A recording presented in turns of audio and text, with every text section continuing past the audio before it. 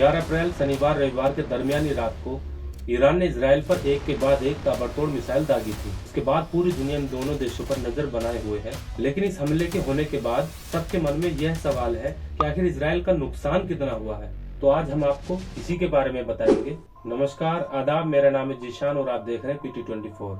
Israeli media ने रविवार को बताया कि रात भर में दर्जनों ईरानी मिसाइलों और ड्रोन को रोकने के लिए इजराइल के शहर तेल अवीव को 5 बिलियन शेकेल तक का नुकसान हुआ है।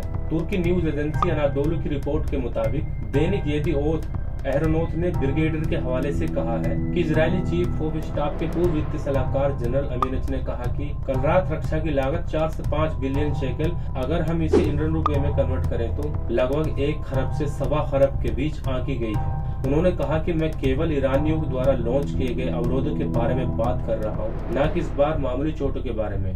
अमीनच ने कहा ईरानी बैलिस्टिक मिसाइल को रोकने के लिए इस्तेमाल की जाने वाली एक एरो मिसाइल की कीमत $3.5 मिलियन है। इसके अलावा ईरानी ड्रोन को रोकने में भाग लेने वाले विमानों की उड़ान भी शामिल है। इससे पहले रविवार को इजरायली अखबार हारेतेस ने इजरायली सेना के प्रवक्ता डैनियल हैगरी के हवाले से कहा कि ईरान से इजरायल पर लगभग 350 मिसाइलें और ड्रोन लॉन्च किए गए, जिनमें से अधिकांश को रोक दिया गया था। और एक खबर यह भी है कि अमेरिका ब्रिटेन ने 100 से भी ज्यादा ईरानी ड्रोन को रोका। इजरायली सूत्र उन्होंने पुष्टि की है कि इजरायल के शहर बीरशेबा में नेवातिम एयरबेस पर मामूली क्षति हुई है, जबकि इजरायल के खिलाफ 99% मिसाइल और ड्रोन को रोक दिया गया था। उन्होंने कहा 30 में से 25 क्रूज मिसाइलों को रोका गया था और 120 से ज्यादा बैलिस्टिक मिसाइलों में से सिर्फ कुछ ही इजरायल क्षेत्र में घुसकर नेवातिम एयरबेस पर गिरी।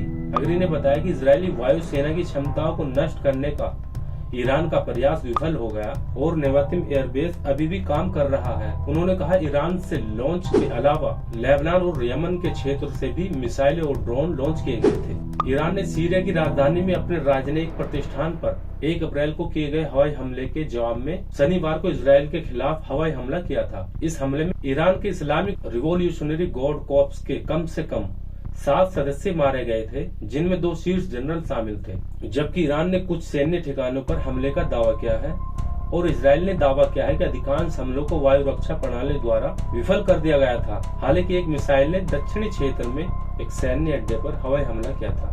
और ऐसी अपडेट पाने के लिए वीडियो को लाइक और चैनल को सब्सक्राइब कीजिए। मिलते हैं आपसे अगले वीडियो में, तब तक के लिए अपना ख्याल रखिए। शुक्रिया।